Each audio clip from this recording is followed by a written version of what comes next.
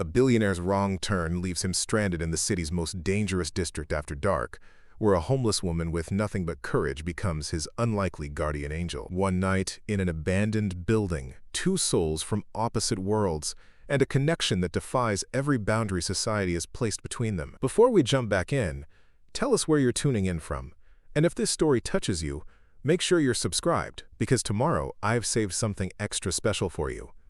The sleek black Bentley purred to a stop at the intersection of 43rd and Harmon as the last light of day faded from the city skyline. Alexander Thorne drummed his fingers impatiently on the leather steering wheel, checking his watch for the third time in as many minutes. The board meeting had run 2 hours longer than scheduled, and now he was hopelessly late for his sister's engagement dinner. His navigation system chimed with a notification. Rerouting. Heavy traffic detected ahead. Alexander sighed and glanced at the unfamiliar streets as the GPS suggested a shortcut through a part of town he'd never ventured into before. Without giving it much thought, he turned down a narrow side street, trusting the technology that had never failed him. Until tonight. 15 minutes later, Alexander knew something was wrong. The pristine buildings of the financial district had given way to boarded-up storefronts and crumbling apartment complexes. Streetlights flickered or remained dark altogether, casting long shadows across potholed roads. His custom-tailored Italian suit and luxury vehicle couldn't have made him stand out more if he'd tried. Recalculating, the GPS announced, just as the engine coughed and the dashboard lights flashed red. The Bentley rolled to a stop, steam rising from under the hood. Perfect, Alexander muttered, reaching for his phone. No signal. He tried the car's built-in communication system. Nothing. Outside, a light rain began to fall, droplets streaking down the windows and blurring the already unfamiliar landscape. Alexander loosened his tie, suddenly feeling the weight of his situation. At 43, he'd built Thorne core technologies from the ground up, navigated economic downturns, and outmaneuvered countless competitors. Yet here he was, stranded in what his driver Frank would politely call the wrong side of town. The sound of breaking glass nearby made his decision for him. He couldn't stay in the car all night. Alexander grabbed his briefcase, locked the Bentley, and set out to find help, keeping his stride purposeful despite his growing unease. 3 blocks later, with rain soaking through his $5,000 suit, Alexander spotted a convenience store with lights still on. Relief washed over him as he quickened his pace, only to watch the owner pull down the security gate and lock up for the night. "Wait," Alexander called out, breaking into a jog. "Please, I need to use your phone." The owner glanced at him warily, taking in the expensive suit and desperate expression. "Sorry, man, not in this neighborhood after dark." He hurried to his car without a backward glance. Alexander stood there, rainwater dripping from his dark hair down his face. In the financial district, people would have recognized him. Alexander Thorne, tech visionary, Fortune 500 CEO, worth billions on paper. Here, he was just another potential victim. As the rain intensified, Alexander ducked into the recessed doorway of an abandoned building, seeking temporary shelter. He didn't notice the figure huddled in the corner until a voice spoke. "You're not from around here." Alexander startled, nearly dropping his briefcase. In the shadows sat a woman, perhaps in her late 30s, wrapped in a weather-beaten coat too large for her frame. Despite her circumstances, her eyes were alert and intelligent, assessing him with surprising clarity. "No," he admitted, keeping his distance. "My car broke down a few blocks back." The woman nodded, as if this explained everything. "Bad timing. Worse neighborhood." She shifted slightly, making room in the doorway. "You might as well get comfortable. Rain's not letting up anytime soon." Alexander hesitated, weighing his limited options. "I just need to find a working phone." "Nothing open now that'll let you use one," she said matter-of-factly. "Not looking like that anyway." He glanced down at his soaked designer suit, suddenly aware of how conspicuous he must appear. The woman was right. He reluctantly settled against the opposite side of the doorway, keeping his briefcase close. "I'm Maya," she offered unexpectedly, her voice softer than her appearance would suggest. "Alexander," he replied, deliberately omitting his last name.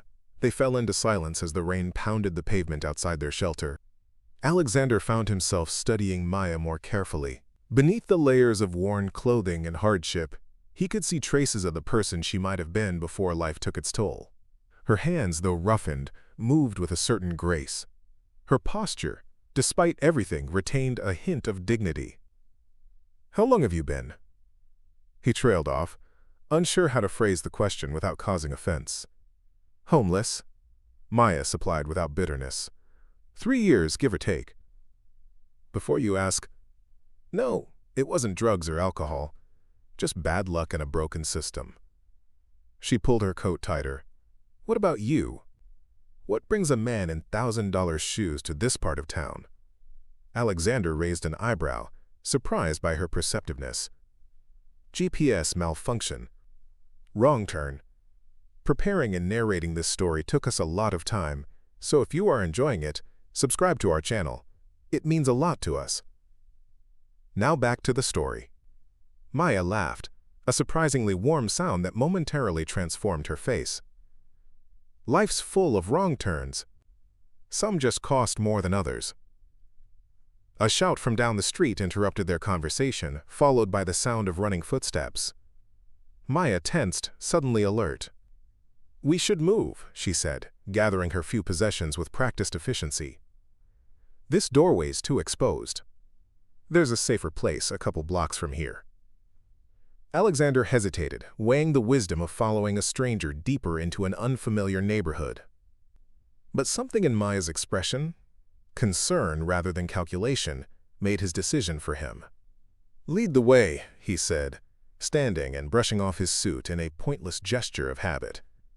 Maya moved with surprising confidence through the rain-slicked streets, navigating the darkness as if by memory. Alexander followed, hyper-aware of every shadow and sound. They passed figures huddled in doorways, eyes following their progress with varying degrees of interest. "Stay close," Maya murmured as they turned down an alley. "And try to look less like a walking ATM."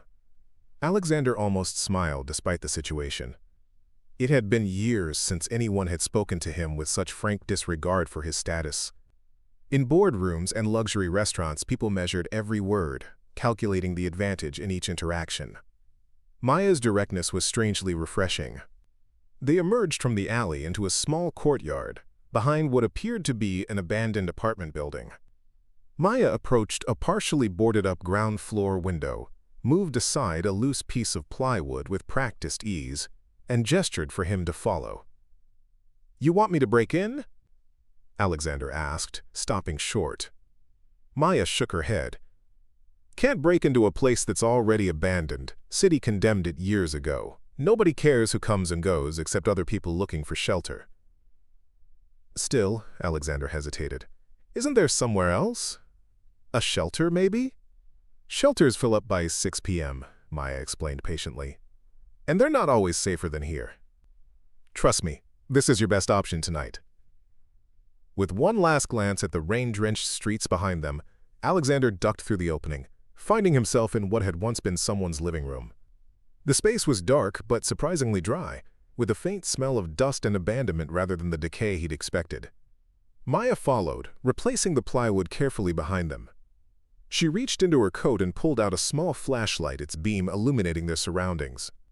The room was mostly empty, save for some discarded furniture, and, to Alexander's surprise, a relatively clean area in one corner with a makeshift bed of folded blankets and a small collection of possessions neatly arranged. "Home sweet home," Maya said with a hint of irony. "It's not the Four Seasons, but it keeps the rain out."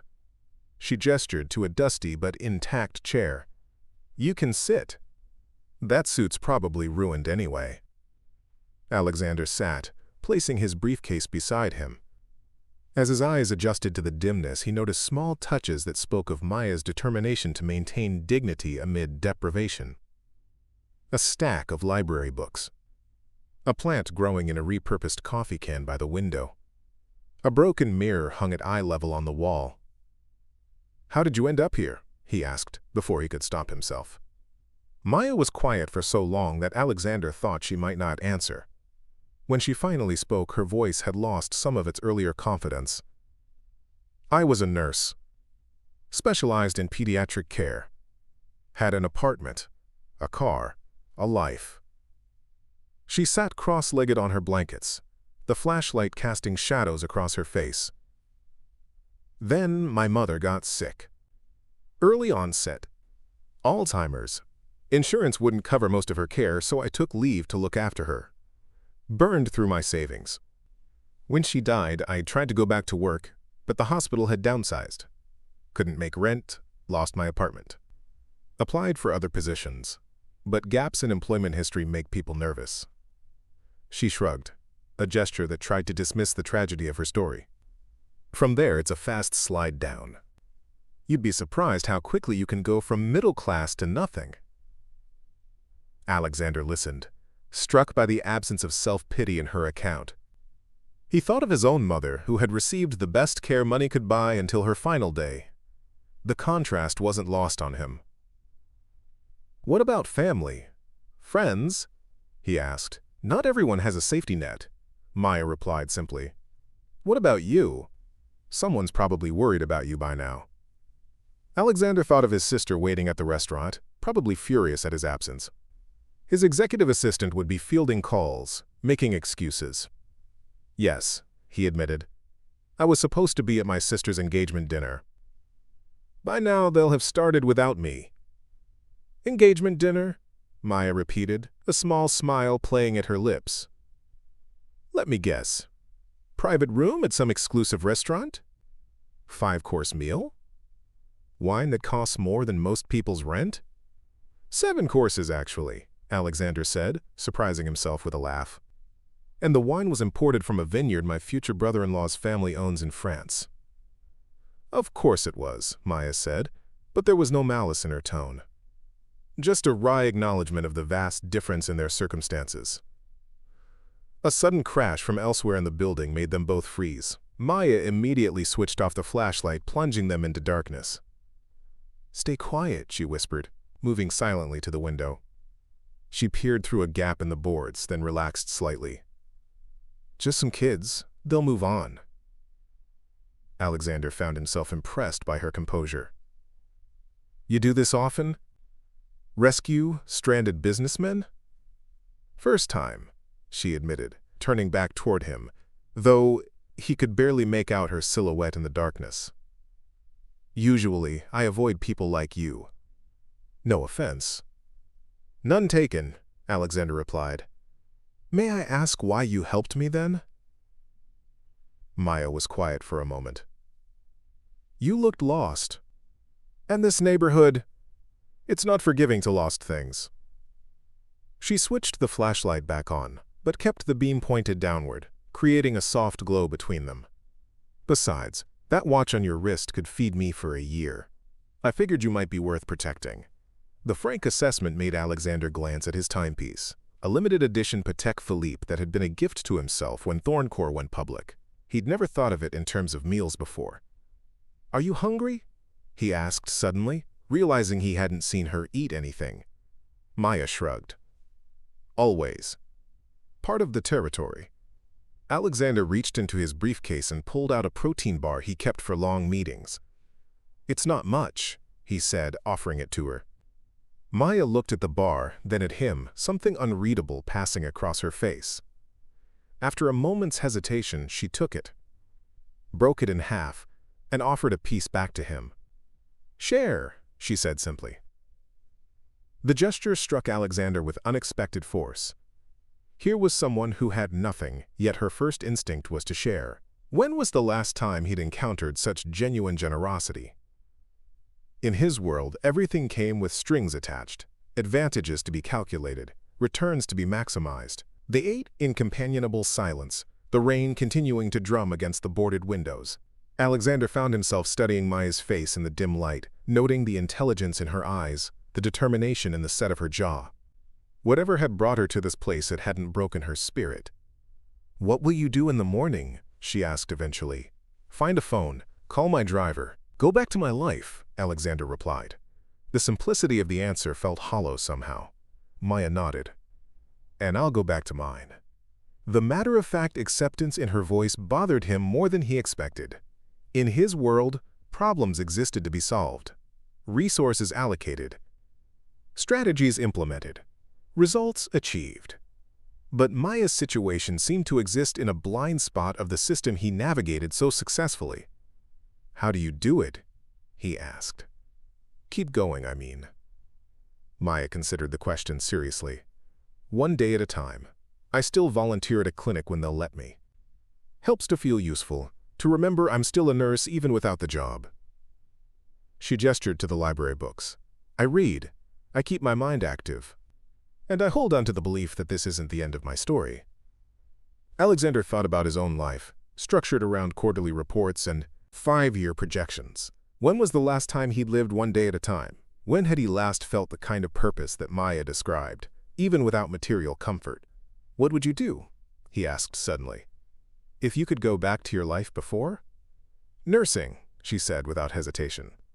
"It's all I ever wanted to do. Help people heal. Make a difference." She paused, looking at him with unexpected intensity. "What about you? If you could do anything, would you still be doing whatever it is you do now?" The question caught Alexander off guard. No one had asked him anything like that in years. Everyone assumed Alexander Thorne, Billionaire CEO, was living exactly the life he wanted. "I build technology," he said slowly. "My company creates systems that connect people, make information accessible." He paused, suddenly aware of how abstract it sounded. At least, that was the original vision. "And now?" Maya prompted. "Now it's about market share and quarterly growth," he admitted. "The vision gets buried under spreadsheets sometimes." Maya nodded, as if this confirmed something she'd already suspected. "Happens to a lot of dreams. They start pure, then life complicates them." A distant siren wailed, briefly piercing their bubble of conversation. Maya tensed again, listening intently until the sound faded. "You should try to get some sleep," she said finally. Morning still hours away. She rummaged through her possessions and produced another blanket, threadbare but clean. "Here. The floor is not comfortable, but this might help." Alexander accepted the blanket, oddly moved by the gesture. "What about you?" "I'll keep watch," she said simply. "It's safer that way." He wanted to protest but recognized the wisdom in her words. This was her territory, not his. Instead, he settled as comfortably as possible against the wall, using his briefcase as a makeshift pillow. "Thank you, Maya," he said quietly. "I don't know what would have happened if you hadn't been in that doorway." She gave him a small smile, the flashlight casting her face in gentle shadow. "Get some rest, Alexander. Tomorrow you go back to your world, and all of this becomes just a strange story to tell at your next dinner party." As Alexander closed his eyes, the incongruity of his situation struck him with full force. He, who commanded boardrooms and dined with senators, was sleeping on the floor of an abandoned building, protected by a homeless woman who had shared her last blanket with him. Yet strangely, he felt no fear. Just a profound curiosity about the woman who had shown him more genuine humanity in a few hours than he'd experienced in years of wealth and success. Sleep came surprisingly easily, the rhythm of the rain and Maya's quiet presence lulling him into darkness. His last thought before drifting off was that Maya was right. Tomorrow he would return to his world, but he was no longer certain it was where he belonged. Sometime in the night, Alexander awoke to hushed voices. Keeping his eyes closed, he listened as Maya spoke quietly with someone near the window. "He's just lost," Maya was saying. "Leave him be, Denny.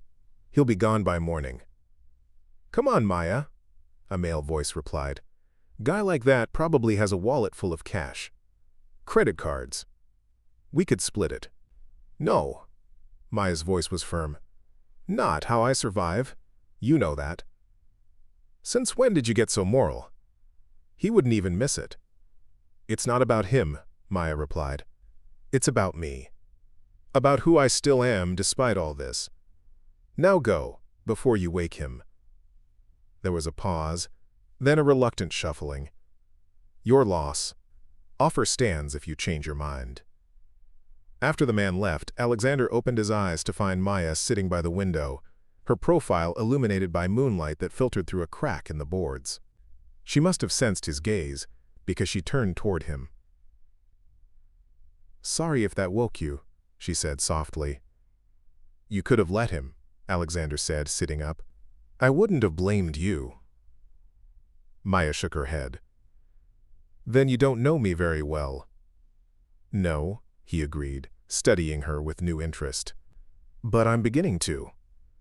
As dawn broke, Alexander woke to unfamiliar sounds, distant sirens, voices in the alley, a dog barking persistently. For a disorienting moment, he couldn't place where he was. Then, reality crashed back. The abandoned building. The broken-down Bentley. Maya. He sat up, wincing at the stiffness in his back from a night on the hard floor. Maya was already awake, or perhaps had never slept. She stood by the window, peering through a gap in the boards. Morning, she said without turning. Rain stopped. Your chances of getting help just improved significantly. Alexander ran a hand through his disheveled hair, feeling the stubble on his jaw.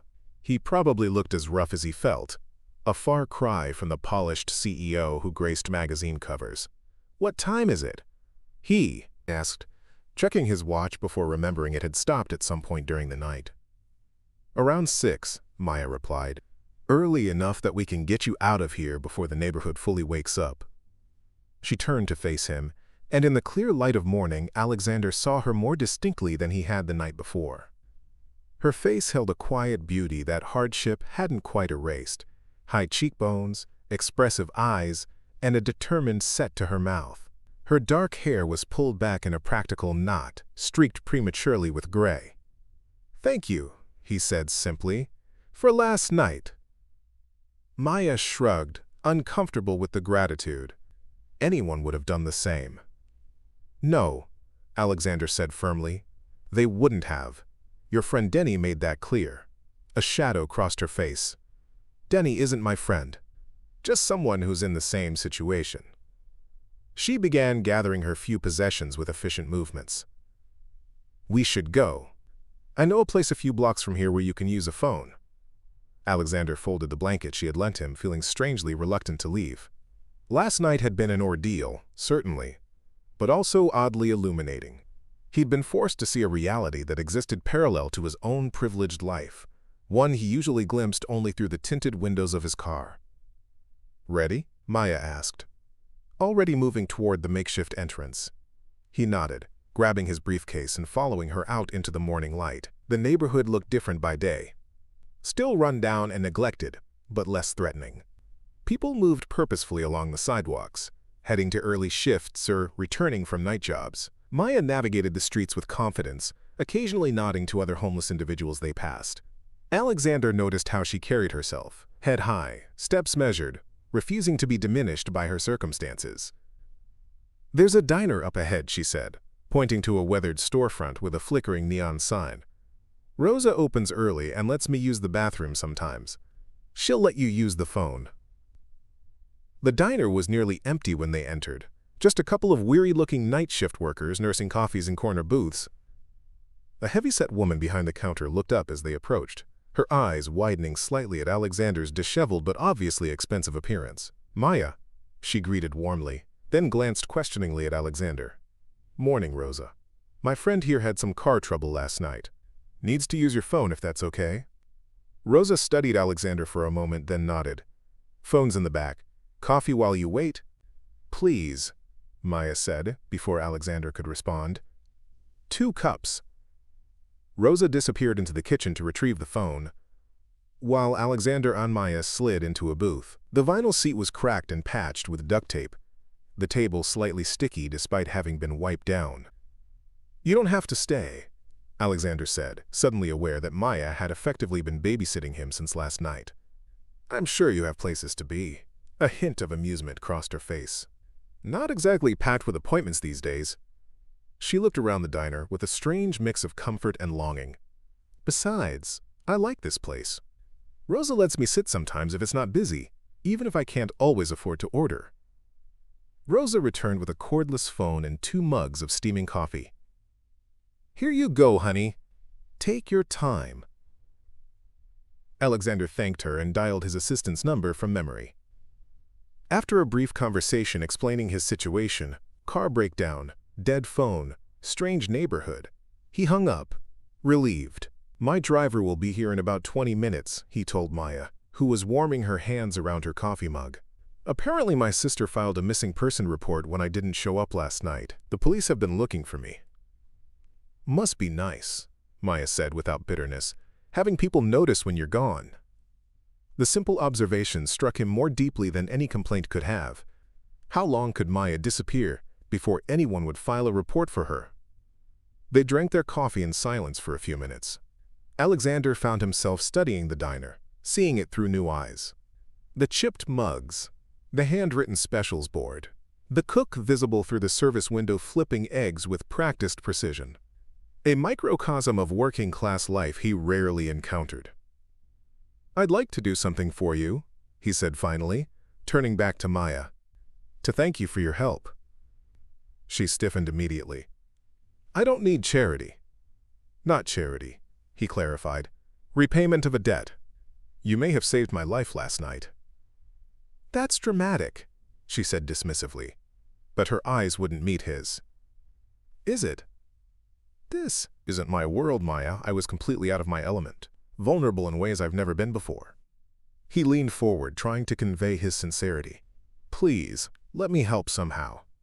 Maya's hands tightened around her mug. "What did you have in mind? Throw some cash at me and disappear back to your life with a clear conscience?" The accusation stung, partly because there was truth in it. Wasn't that exactly what he'd been thinking? Write a check, feel good about himself, and never have to think about Maya or this neighborhood again? Before he could respond, the diner door opened, and 3 men in suits entered, scanning the room with professional alertness. The tallest one spotted Alexander and approached their booth. "Mr. Thorne," he said with obvious relief. "Thank goodness we found you, sir. The car is outside." Maya's expression changed subtly at the use of his full name, a flicker of recognition, quickly masked. "Thank you, James," Alexander replied, suddenly feeling the weight of his identity settling back onto his shoulders. "I'll be right there." The security team retreated to wait by the door, maintaining a discreet distance but clearly eager to extract their employer from the rundown diner. "Thorne?" Maya said quietly. "As in Thorne Core Technologies? That Alexander Thorne?" He nodded, uncomfortable with the barrier his identity seemed to erect between them. "Does it matter?" "It explains a few things." Maya's voice had cooled slightly. "No wonder you look so out of place." Alexander reached into his pocket and pulled out his wallet, painfully aware of how the gesture must appear to her.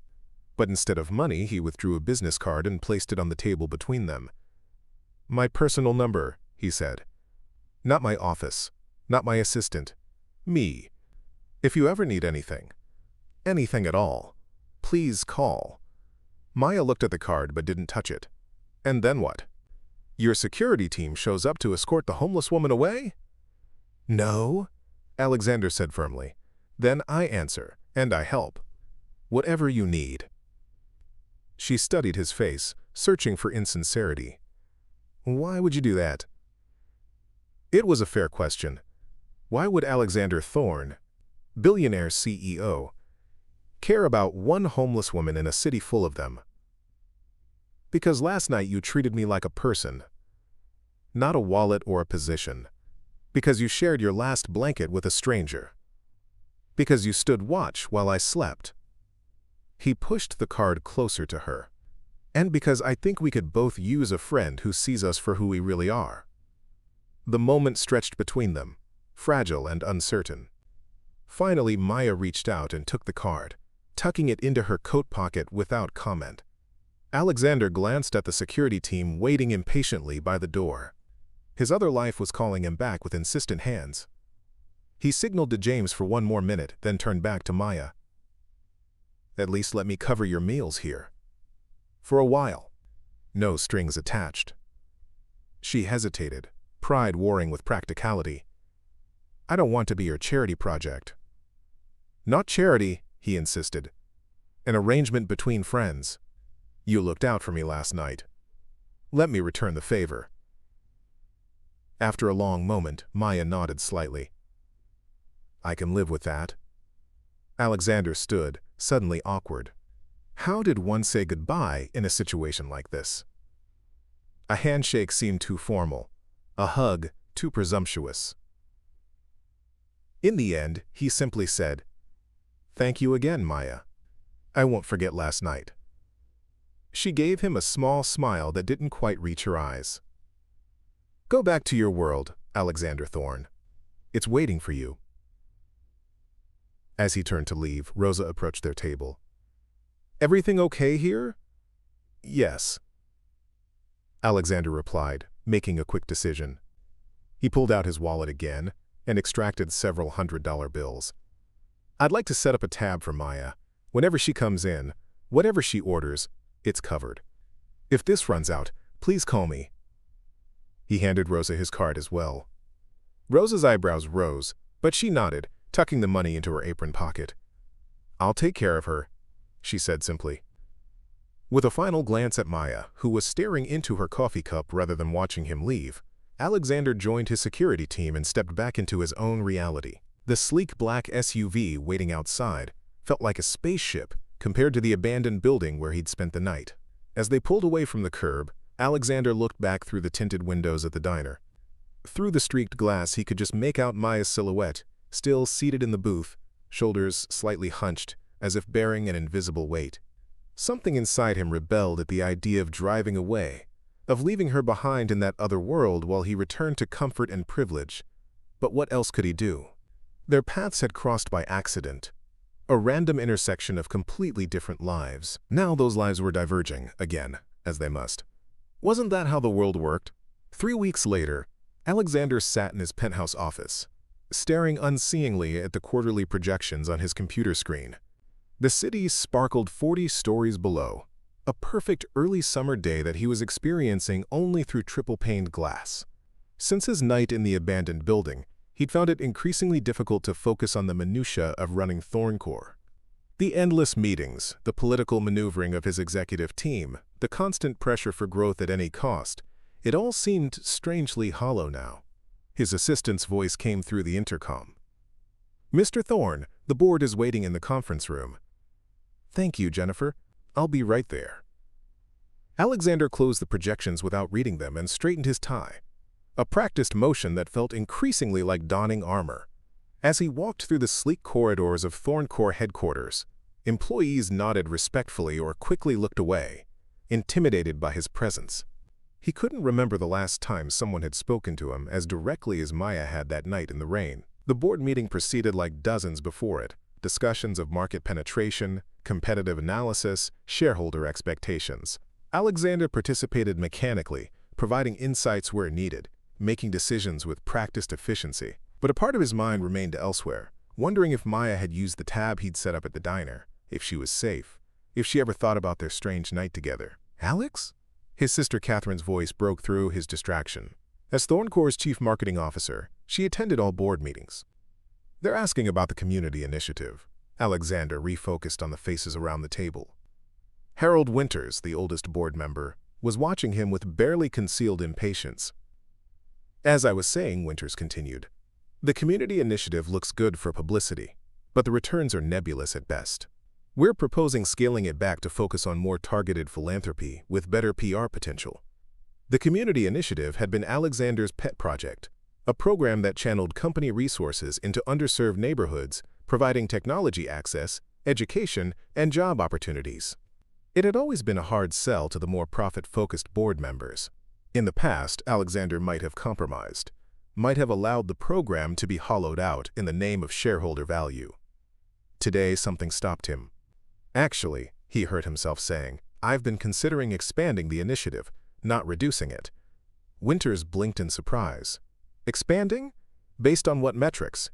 "Not everything valuable can be reduced to metrics, Harold," Alexander replied, surprising himself with the firmness in his voice. "The community initiative represents our commitment to being more than just another tech company extracting value from society." "That's very idealistic," said Winters, his tone making it clear this wasn't a compliment. "But we have a responsibility to our shareholders. We also have a responsibility to the communities we operate in," Alexander countered. "And I believe those responsibilities can align." He stood, suddenly energized. "In fact, I'd like to propose a new direction for the initiative. focusing specifically on healthcare access in underserved communities. The board exchanged glances, unaccustomed to this version of their typically pragmatic CEO. Catherine was watching him with curious intensity, sensing the shift in her brother without fully understanding it. "I'll have a detailed proposal for our next meeting," Alexander concluded.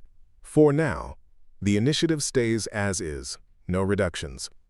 As the meeting adjourned, Catherine caught up with him in the hallway. "Healthcare access?" she asked. "Where did that come from? You've been acting strange ever since your car broke down in Riverport." Riverport? So that was the name of the neighborhood where he'd spent the night. He hadn't known. "I had an enlightening experience there," Alexander said carefully. Catherine studied his face. "You never did tell me exactly what happened that night." "I met someone who made me see things differently." His sister's eyebrows rose suggestively. "A woman?" "Not like that," Alexander clarified, though he couldn't deny that Maya had occupied his thoughts more than was reasonable for someone he'd spent less than 12 hours with. "Someone who reminded me of why we started Thorne in the first place. To make a difference, not just a profit." Catherine's expression softened. "Mom would be proud to hear you say that. She always worried you'd lose yourself in the business side of things." Their mother had been the family's moral compass, a former nurse who had insisted on raising her children with a strong sense of social responsibility despite their father's wealth. She died 5 years earlier, and Alexander sometimes wondered if his focus on growth and market share had been partly an attempt to distract himself from that loss. "I'm going to be out of the office this afternoon," he told Catherine. "Personal matter." Her curiosity was evident, but she didn't press. "Sure, I'll cover for you with the executive team." 2 hours later, Alexander's driver pulled up outside Rosa's diner. He'd called ahead to check if Maya had been using the tab he'd set up. Rosa had confirmed she came in most mornings, but never ordered more than coffee and occasionally eggs, even with an unlimited tab available to her. "She's proud, your friend," Rosa had said. "Too proud sometimes." The diner was busier than it had been that early morning 3 weeks ago. Alexander felt conspicuous in his tailored suit as he entered, drawing curious glances from the predominantly working-class clientele. Rosa spotted him from behind the counter and waved him over. "She's not here," Rosa said before he could ask. "Haven't seen her in 2 days, actually." Concern flickered through him. "Is that unusual?" Rosa wiped her hands on her apron. "For Maya?" "Yes. She's pretty regular. Comes in around the same time each morning." "Do you know where she might be?" "Where she stays?" Rosa hesitated, clearly weighing Maya's privacy against her concern. "Sometimes she stays at the old Parkview building on 22nd. Other times, she volunteers at the free clinic on Webster Street. They let her sleep in the back room occasionally." Alexander thanked her and left a generous tip that made Rosa's eyes widen. Outside, he instructed his driver to take him to the free clinic first. The Webster Street Clinic occupied the ground floor of a weathered building that had clearly once been a retail space. A hand-painted sign declared free medical care above the door, alongside a list of limited hours. Inside, the waiting room was crowded despite the early afternoon hour. Mothers with fretful children, elderly patients with portable oxygen, a man with an arm in a makeshift sling. The air was warm and stale, the ancient air conditioning unit in the window struggling against the summer heat. Alexander approached the reception desk, where a harried-looking young man was sorting through a pile of paperwork. "I'm looking for Maya," Alexander said. "I was told she sometimes volunteers here." The receptionist looked up, his expression immediately wary at the sight of Alexander's expensive suit. "Who's asking?" "A friend," Alexander replied simply. "Maya doesn't have friends in suits," the young man said bluntly. Before Alexander could respond, a door behind the desk opened, and an older woman in a lab coat emerged. She had steel-gray hair pulled back in a severe bun, and the weary eyes of someone who had seen too much suffering. "Can I help you?" she asked, her tone professional but cautious. "Dr. Patel?" Alexander guessed, reading the name tag on her coat. "I'm looking for Maya." "It's important." "Maya's not here," Dr. Patel replied, studying him with open suspicion. "Who are you?" "My name is Alexander Thorne. Maya helped me a few weeks ago when I was stranded in Riverport. I'm concerned about her. Recognition flickered in Dr. Patel's eyes. Mr. Thorne of Thorne Corps? That Alexander Thorne? He nodded, increasingly uncomfortable with the way his name created immediate barriers. Dr. Patel's expression changed, becoming more guarded. Maya mentioned helping someone that night. She didn't mention it was a billionaire. Does it matter who I am? Alexander asked, frustrated. I'm just trying to find her, to make sure she's okay. Dr. Patel seemed to weigh her options, then sighed. Maya's in the hospital. Memorial General. Has been for 2 days. Alexander felt a cold weight settle in his stomach. What happened? She intervened when a man was assaulting a woman behind the clinic. Got herself beaten pretty badly for her trouble. Dr. Patel's voice was matter-of-fact, but her eyes reflected anger and concern. Typical Maya. Always putting others first, even when she has nothing. Is she going to be all right? 2 broken ribs, concussion, various contusions. She'll recover physically. Dr. Patel removed her glasses, suddenly looking older. But she has no insurance, no address. The hospital will stabilize her and discharge her, ready or not. That's how the system works for people like Maya. The injustice of it hit Alexander like a physical blow. Maya, who had been a nurse, who still volunteered her skills despite her circumstances, would be pushed back onto the streets before she was healed. Thank you for telling me, he said, already turning toward the door. Which hospital did you say? Memorial General. But Mr. Thorne, Dr. Patel called after him. Maya doesn't want charity. Remember that. In the car, Alexander made several calls to his personal attorney, to the hospital administrator, who it turned out had attended the same university as Alexander and was eager to be helpful, and finally, to Catherine. I need you to handle things at the office for the rest of the week, he told his sister. I have something important to take care of. Alex, what's going on with you? Catherine asked, concern evident in her voice. First the board meeting, now this mysterious errand. Are you in some kind of trouble? Just the opposite, Alexander replied, watching the city pass by outside his window.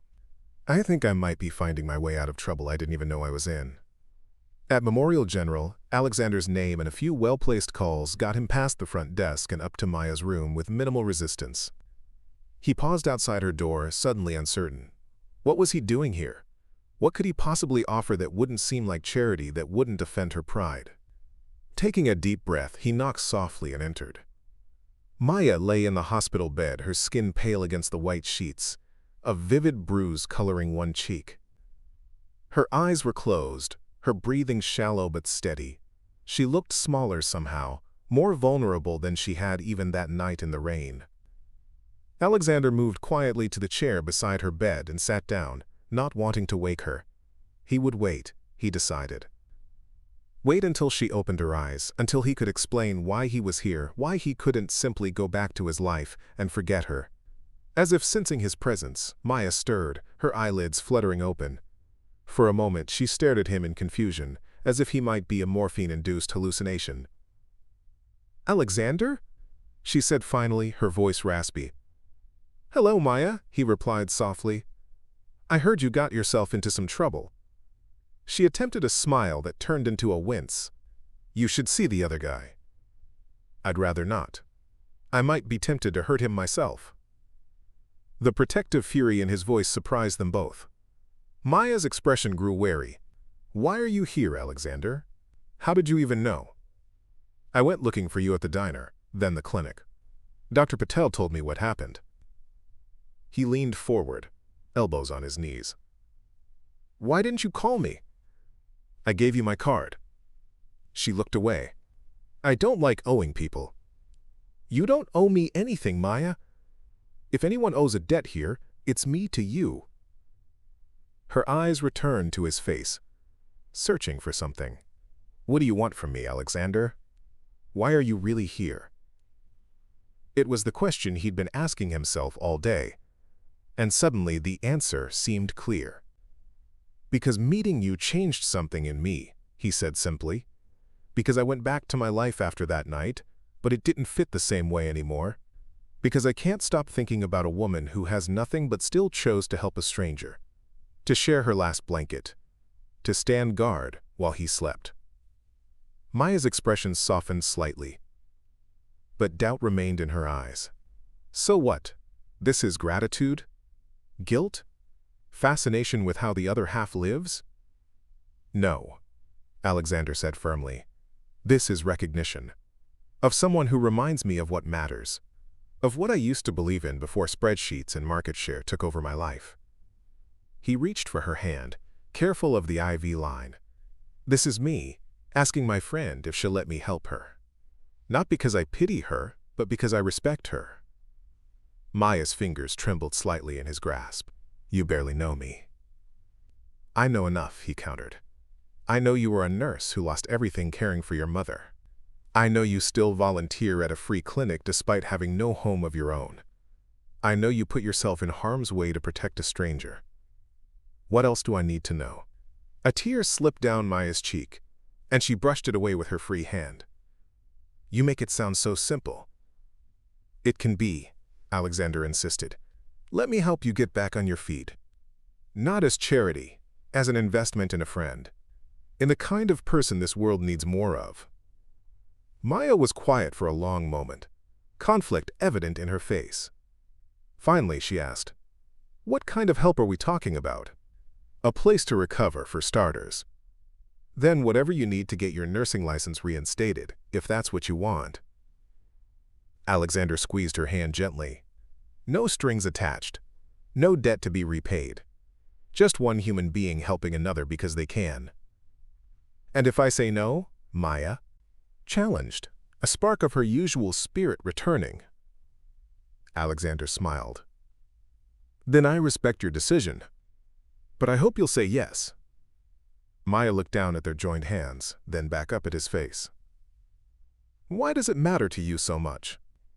It was a fair question, one that made Alexander consider his own motivations carefully. Because that night in Riverport showed me how far I've drifted from the person I wanted to be, he admitted. From the company I wanted to build. You reminded me that there are more important things than quarterly reports and stock prices.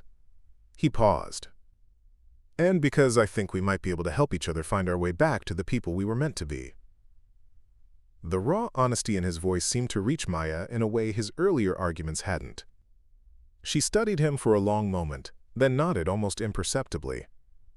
Okay, she said quietly, but on one condition. Name it. I want to work, not just receive. Whatever this arrangement is, I need to contribute. Her voice strengthened with conviction. I'm not looking for a handout, Alexander. I'm looking for a hand up. Alexander felt something shift inside him. Respect, admiration, and something else he wasn't quite ready to name. I think I can work with that, he said, a smile spreading across his face.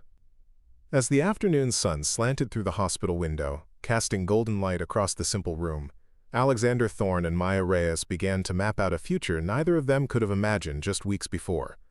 A future that would change not only their lives, but countless others in the forgotten corners of the city they both called home. 6 months later, the first snow of winter dusted the city, transforming even the grittiest corners of Riverport into something momentarily pristine.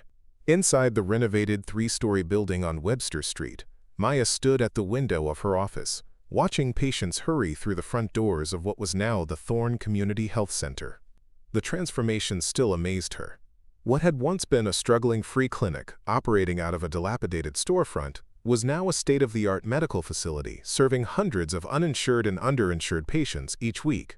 Modern examination rooms, a small pharmacy, mental health services, and even a dental clinic occupied the first 2 floors. The 3rd floor housed administrative offices and most revolutionary transitional apartments for healthcare workers who had experienced homelessness themselves. Maya's own apartment was modest but comfortable, with large windows overlooking the neighborhood she'd once navigated as a homeless woman. The irony wasn't lost on her. Some mornings, she still woke up, expecting to find herself back in the abandoned Parkview building, the comfort of her current life nothing more than a dream. A knock on her office door pulled her from her thoughts. "Come in," she called, turning from the window. Dr. Patel entered, looking years younger than she had at the old clinic. The crushing workload, and inadequate resources that had etched permanent lines of worry into her face had been replaced by the more manageable challenges of running a well-funded operation. "The board meeting is about to start," she reminded Maya. "Alexander just arrived." Maya nodded, gathering her notes. As clinical operations director, she was responsible for reporting on patient outcomes and program effectiveness to the center's governing board. It was a role she'd initially resisted, preferring to work directly with patients. But Alexander had been persistent. "We need someone who understands both worlds," he'd argued when proposing the position. "Someone who can translate between the medical needs on the ground and the administrative requirements above." In the end, she'd agreed, on the condition that she could still provide direct patient care at least 2 days a week. Alexander had readily accepted her terms, understanding her need to maintain connection with the work that had defined her identity for so long. "How's he seem today?" Maya asked Dr. Patel as they walked toward the conference room. The older woman shrugged. "Focused. Maybe a little tired. The usual Alexander." Maya smiled at the assessment. In the months since her hospitalization, she and Alexander had developed a partnership that defied easy categorization. Professional colleagues, certainly. Friends, undoubtedly. But there was an undercurrent of something else that neither of them had explicitly acknowledged. A connection that had begun that rainy night in Riverport, and it only deepened as they worked side by side to bring the health center into existence. The conference room was already filled with board members when Maya and Dr. Patel entered. Alexander sat at the head of the table, engaged in conversation with Catherine Thorne, who had surprised everyone by volunteering to serve on the center's board despite her demanding role at Thorne Corps. Alexander looked up as Maya entered, his face brightening in a way that didn't escape his sister's notice. Catherine glanced between them with knowing eyes before turning back to her tablet. "Let's get started," Alexander said once everyone was seated. "I know we all have busy schedules." The meeting progressed efficiently, as it always did under Alexander's leadership. Budget reports were reviewed, strategic priorities discussed, expansion plans considered. Maya presented her quarterly outcomes report, highlighting the center's growing impact on community health metrics. "We've seen a 27% reduction in emergency room visits among our regular patients," she concluded, "and an 18% improvement in chronic disease management outcomes. These numbers represent real improvement in quality of life for hundreds of people." "Impressive results," said Harold Winters, who had surprised everyone by joining the health center's board after retiring from Thorne Corps. "But what about sustainability? When the initial funding runs out, how do we maintain this level of service?" It was a fair question, and one that had occupied much of their strategic planning.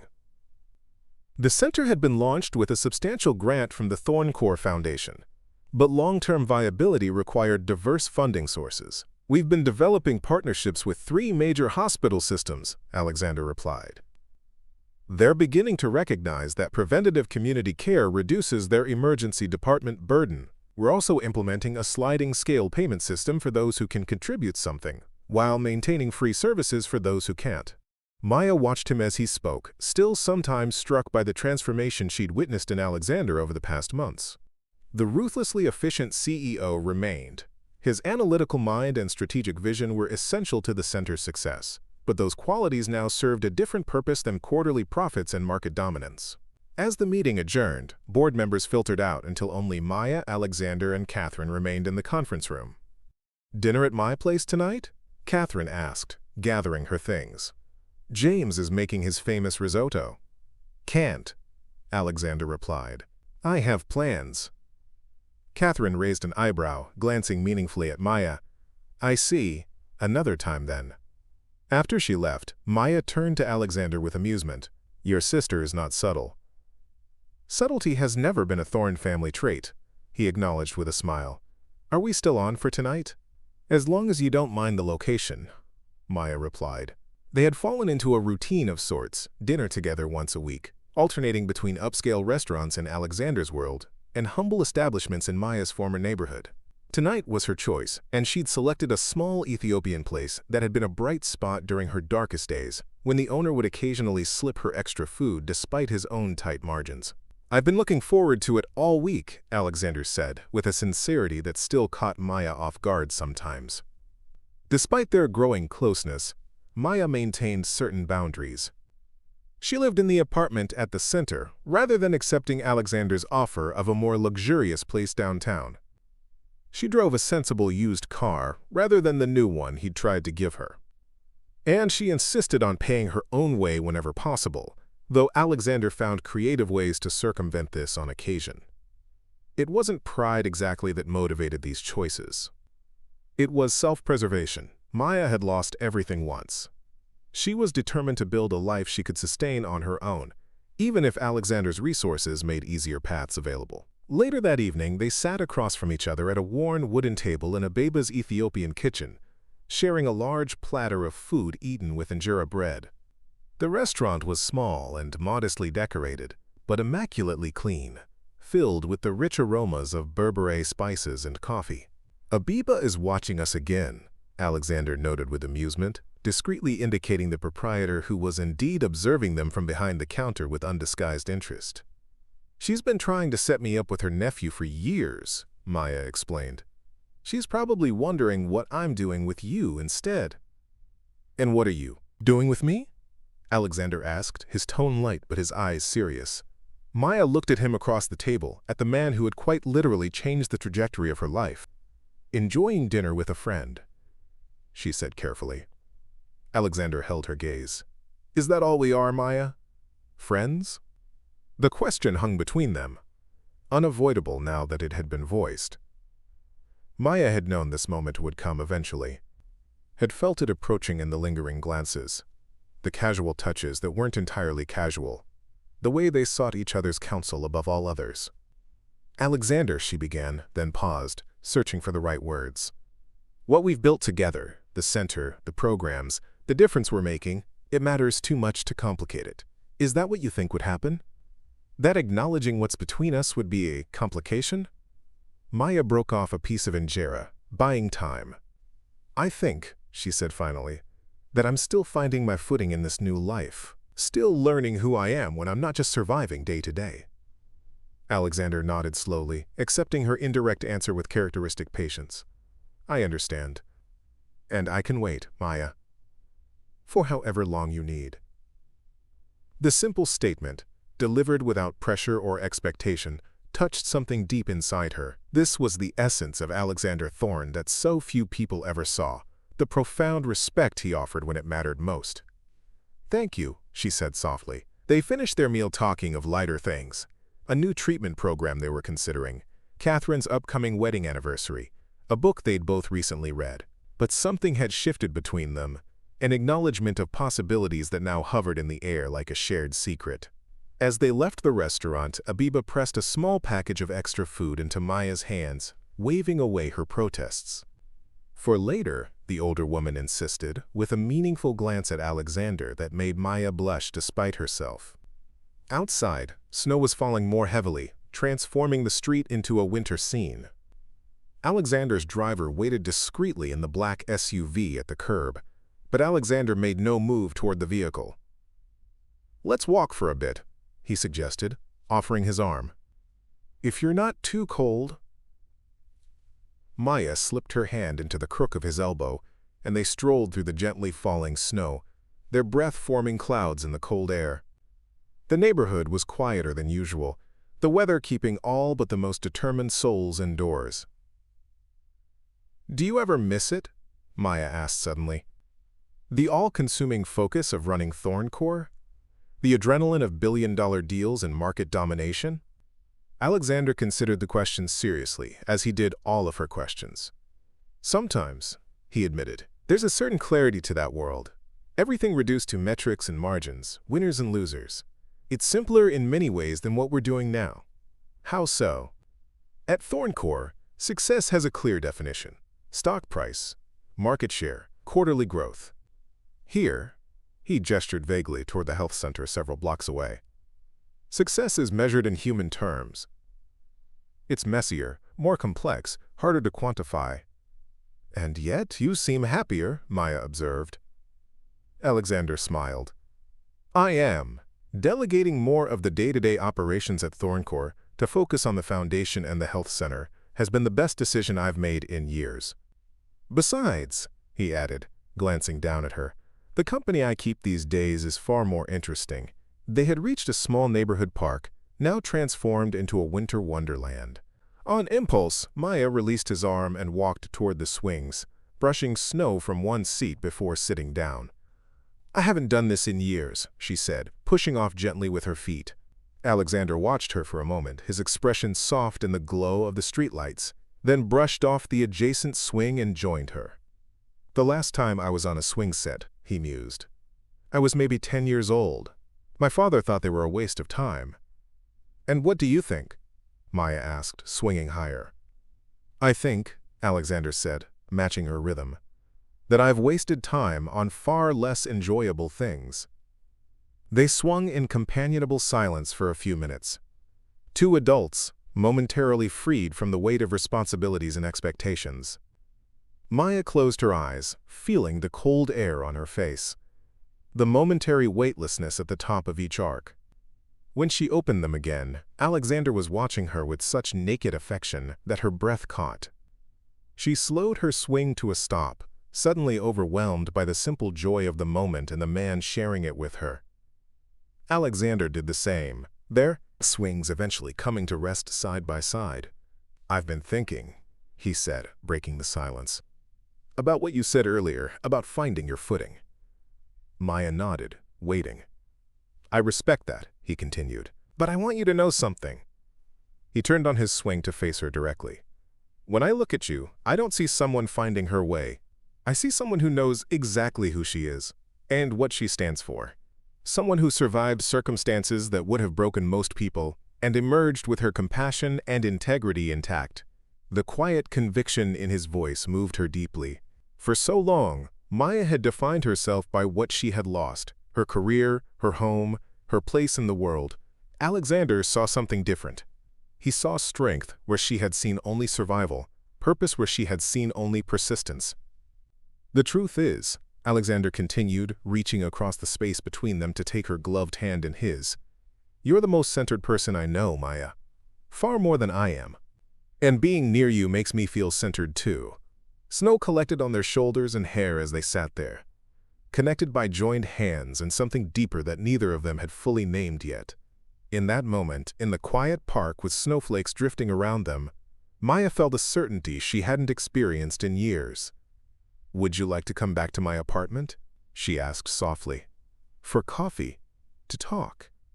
Alexander's eyes widened slightly, understanding the significance of the invitation. Maya had never before allowed him into her private space, maintaining that final boundary between them. I'd like that very much, he said simply. They walked back through the snow-covered streets to the health center, now quiet for the evening except for the urgent care section that remained open until midnight. Maya led Alexander up the side stairs that connected directly to the residential floor, bypassing the clinical areas entirely. Her apartment was modest but warmly furnished. A comfortable sofa, bookshelves filled with medical texts and novels, a small dining table near the kitchen. Plants thrived on every available surface, bringing life and color to the space. On one wall hung a painting Alexander recognized as his own work, a landscape of the mountains outside the city that he'd given her when the center opened. It's exactly how I imagined it would be, Alexander said, taking in the space that so perfectly reflected Maya's personality. Practical, unpretentious, but with unexpected touches of beauty. Is that a good thing? She asked, suddenly self-conscious as she removed her coat and gloves. It's a perfect thing, he assured her, following suit. While Maya prepared coffee in the kitchen, Alexander wandered to her bookshelves, examining the titles. Medical references sat alongside classic literature and contemporary fiction. A separate shelf held framed photographs, Maya in her nursing graduation cap and gown, an older woman who must be her mother, the health center team at the opening ceremony. One photo in particular caught his attention, a candid shot of himself and Maya at the health center's community open house. They stood side by side, both smiling at something off-camera, comfortable in each other's space in a way that suggested more than mere professional association. Catherine took that, Maya said, returning with 2 mugs of coffee. She said we weren't paying attention to her. Alexander accepted the coffee with a smile. My sister has always been observant. They settled on the sofa, closer than strictly necessary, the warmth of their bodies creating a small sanctuary against the winter chill outside the windows. "I want to show you something," Maya said after they had sipped their coffee in comfortable silence for a few minutes. She set her mug down and crossed to a small desk in the corner, returning with a folder which she handed to Alexander. Inside was an official letter from the State Nursing Board, confirming the reinstatement of Maya Reyes's RN license. The date on the letter was nearly 2 months old. Alexander looked up in surprise. "You didn't tell me." Maya sat back down beside him. "I wanted to be sure I was doing it for the right reasons, not because of the center or because you made it possible, but because it's truly what I want." "And is it?"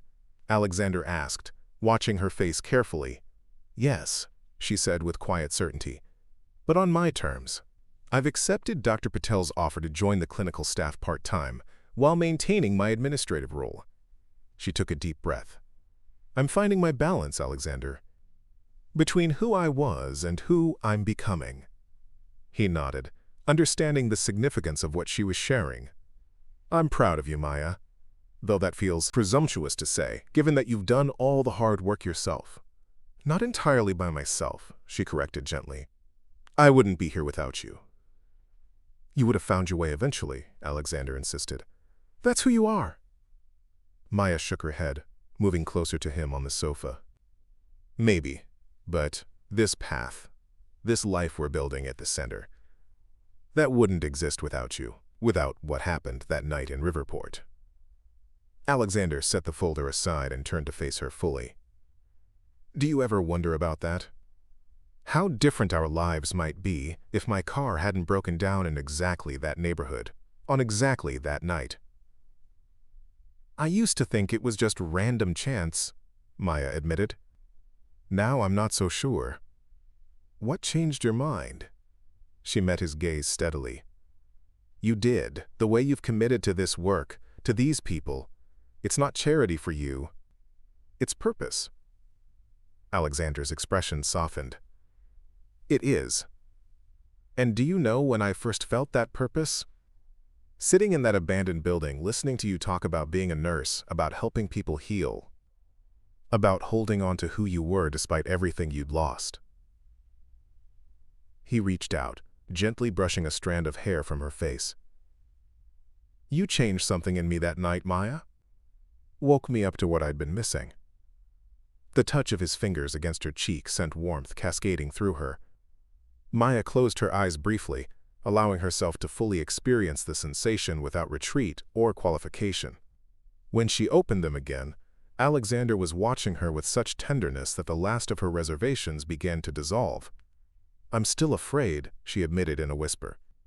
"Not of you. Of us. Of how much I have to lose now." "I know," he replied, his voice equally soft.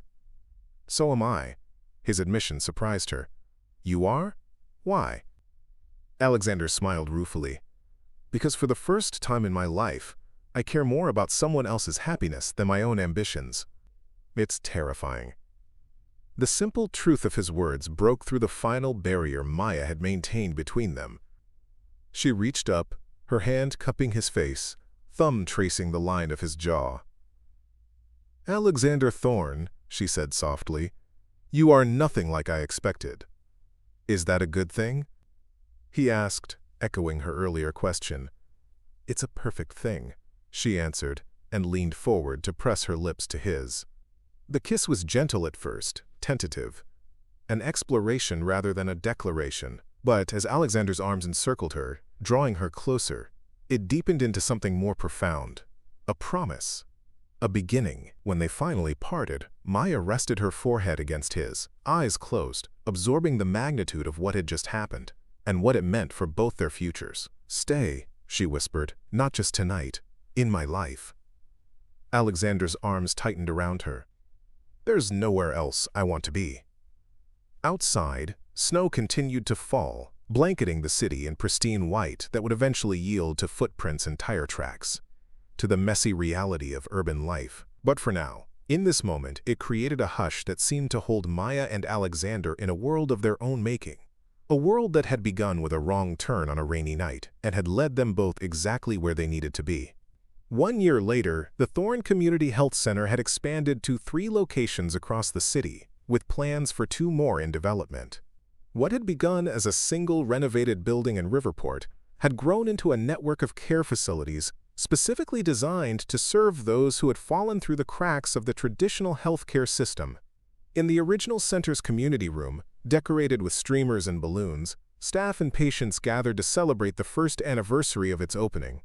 Children darted between the legs of adults, clutching cupcakes with blue frosting that matched the center's logo. Elderly patients sat in a circle sharing stories of improved health and reclaimed dignity. Medical staff mingled with administrators and community members. The hierarchies of traditional healthcare temporarily dissolved in the spirit of celebration. Maya moved through the crowd, stopping to chat with patients she knew by name, checking in with staff members who had once been patients themselves. Her tailored dress and confident posture were a far cry from the worn layers she'd worn in her homeless days, but her manner remained the same, direct, compassionate, present to whoever was before her. From across the room, Alexander watched her with undisguised admiration. Despite the demands of running both Thorncore and the expanding foundation, he'd made it a priority to be here today. Some things were non-negotiable, and a little over 18 months ago, I got lost in Riverport during a rainstorm. It was the best wrong turn I ever took, because it led me to you.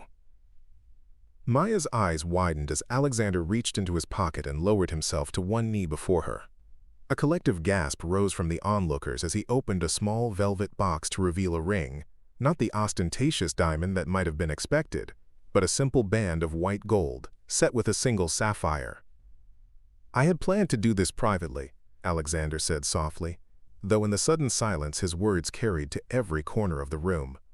But I realized there's no place more appropriate than here, surrounded by the community we've built together, to ask you to build a life with me as well. Maya's hand trembled slightly as it rose to cover her mouth, her eyes bright with unshed tears. Maya Reyes, Alexander said, his voice steady despite the emotion evident in his face. Will you marry me? For a breathless moment, Maya simply looked at him, at this man who had entered her life at its lowest point, and had seen in her not someone to be pitied or saved, but an equal whose worth transcended her circumstances. A partner in the truest sense of the word. Yes, she said finally, her voice clear and certain. Yes, Alexander.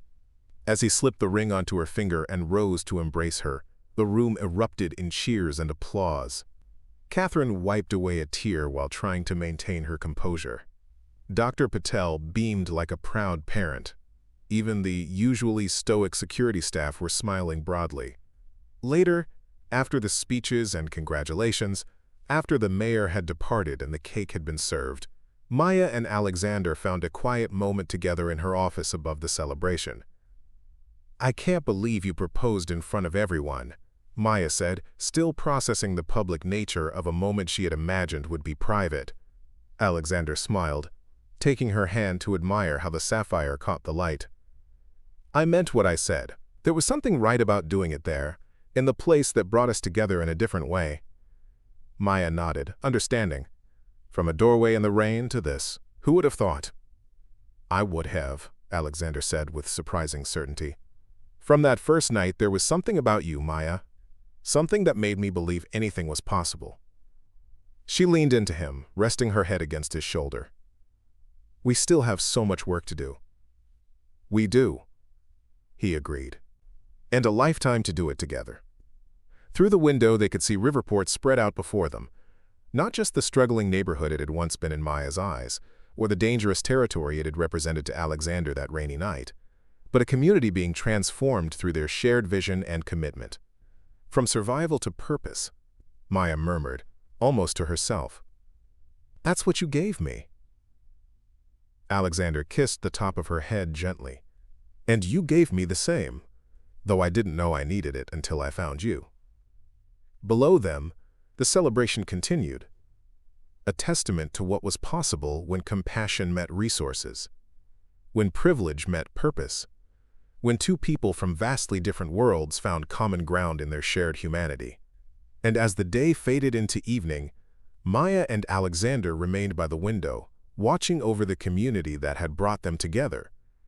Two souls who had found each other in the most unlikely of circumstances, and had built something neither could have created alone. A wrong turn in the rain, a courageous act of protection, and a love that had changed everything, not just for them, but for countless others who would pass through the doors of the centers that bore the Thorne name but embodied Maya's heart. Up next, you've got two more standout stories right on your screen. If this one hit the mark, you won't want to pass these up. Just click and check them out. And don't forget to subscribe and turn on the notification bell so you don't miss any upload from us.